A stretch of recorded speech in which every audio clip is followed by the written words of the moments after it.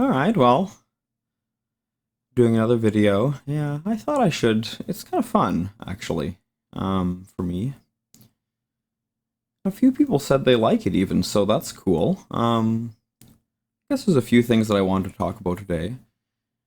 Uh, I had a good conversation just before this. I kind of wanted some inspiration and kind of not inspiration exactly, kind of like some back and forth with someone just before I did this to talk about. I mean, the term isn't. It's kind of like rules. Like, what are the rules, or what are the we? I was using the term axiom, and it's kind of like a starting point. Like what is the actual starting point? Because if you're gonna kind of it's found. You have to have some kind of foundational something, right, to set out from, right? Is that right? I mean, most people would think that that's how like Spinoza worked, and he inspired Sir Isaac Newton and so on, and he used medieval axioms and just kind of went from there. I mean, but it's always been hard for me to come up with something that is like the definite. It's kind of definitive enough or foundational enough to be a rule, to be it's hard for me to figure out like what the rules are, and I've heard from some people there are no rules. I've heard from other people there's universal law, you can't break universal law, and people have all sorts of ideas about that.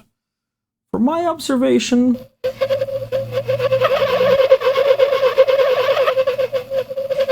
it's not just like self-help techniques. There's more to all of this than self-help techniques, but that's certainly one way to access it. I find that has been helpful for me too, that it improves my life. And that shouldn't be your main focus really, but it I mean it does it's cool, I mean that part is cool.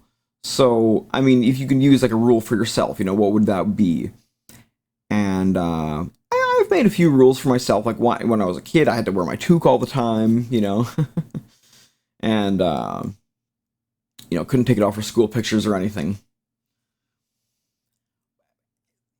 That's pretty hard to think about, like what a rule would be, but I think that's what a lot of thinking has been based on the idea that there are these foundational rules that we kind of expound upon, basically, that we are basically figuring out what the stuff is, we're figuring out what the stuff is.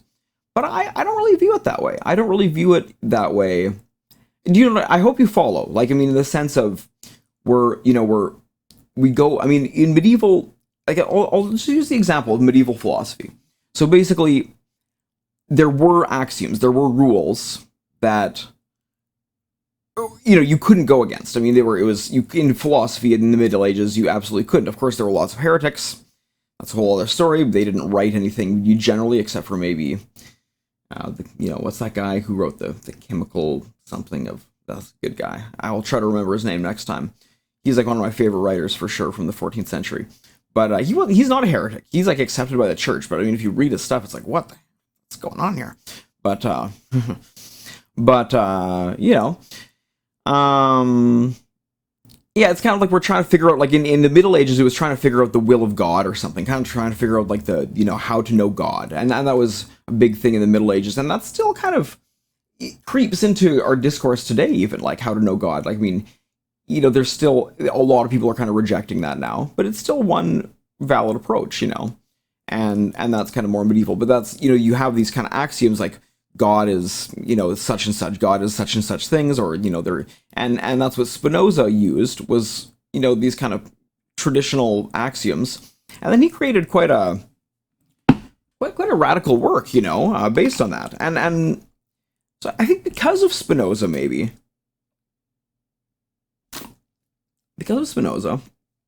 um, and because of Sir Isaac Newton, and because of the Industrial Revolution and all of that,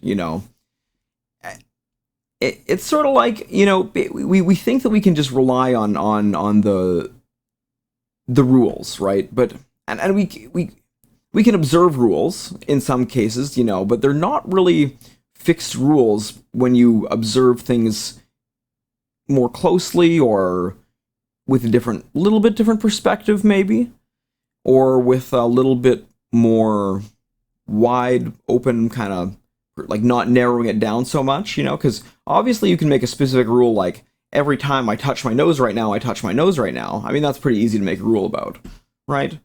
But, when what is like, do you see what I'm saying? Like, to make a more general rule that is actually applicable to more than just touching my nose right now, then, I mean, how do you do that? So, I mean, my thing has always been to actually go without rules, and, or to make them up as I go, to make them up as I go. Actually, that was how I used to play role-playing games at my height of being a game master. I was a good game master, I did some classics, but for all the legacy games, like the main ones, when I was like past 16 years old, there were no books, there's no like,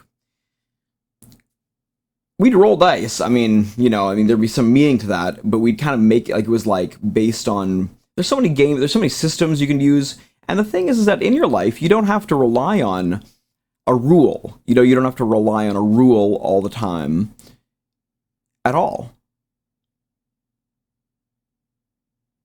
But you can too. I mean, it's cool, it's really helpful, right?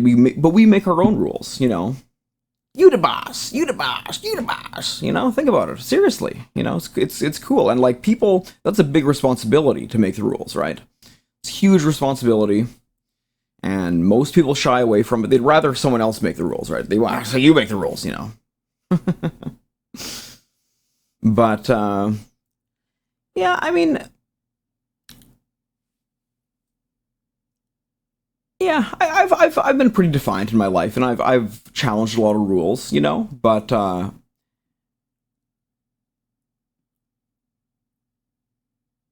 talk to why, he'll make you cry, I'm telling you, like, that's, okay, if you know that one, it's more like, there is a god of this realm. What can I say about him? There are rules here. There are, and I mean, I'm not going to talk about that because I'm really, I mean, as he kind of, I mean, I've got an interesting relationship with them. I mean, a good way to understand my kind of perspective of deities is that it's a little bit maybe more of a literary device than a mystical experience in my case, and that's kind of like a good thing to maybe know about it, is that it's not really like, it's kind of like understanding the archetype, it's kind of like that. So I hope that makes a little bit of sense if you've been following me and like I've been talking about Jesus or something. I hope that makes a little more sense. I just want to be clear, but yeah, you make your own rules and stuff, and you really do. I mean, it's and you can make them up as you go. Once you make a rule, it doesn't have to stay there forever. Like, that's something that a lot of people don't realize, is that there's actually a really easy way you can totally change the rules. And I'm not allowed to, like, say it. I'm not allowed to say it, but might ask permission to see if I can explain that one. I think it would be a little much. It would be controversial if I did, for sure. So, but maybe I can make up my own way, but there's a really good way. And you can totally change the rules. And it's great. It works. But it's not about self-help either, It's more about, like, I mean, it's not, I mean, what it's about, It's, we're exploring, and it's a cool journey, and, like, endless discovery, and it's cool. This is fun. I have a lot of fun with this. I have a lot of fun just, like, exploring, and, but I've got 30 seconds left in my video, so I need to get my, frick, my money's falling everywhere, frick, I got $20 left, okay, I gotta get this, alright. So this is my, Top Secret Canoe. So this is a great cassette tape designed by Lenny Budgell. And it's, we still have a few left. I mean, this is a very poor selling cassette because the shipping is terrible. We didn't advertise, and no one buys cassettes. But look at this thing. Yeah, it's beautiful. And I'll tell you the artist on it. Let's see if I remember here. So I'm on it. Y2Len, or Lesko, if you know that guy. He's from Edmonton. I think he's back around there now. Mystigrix from, I forget where, he's in Germany. I forget where man, I should know this stuff. Stripped, which is my buddy from Massachusetts. I think he's over there. And then Rennie Foster, who's kind of the boss, you know. I mean, in his own, of his world, you know, he's his boss. He's a good guy to talk to about this kind of thing, honestly. Great guy. I hope he watches this video and can comment on it. Anyway, thanks everyone. This felt good. I hope the audio turned out okay. Yeah.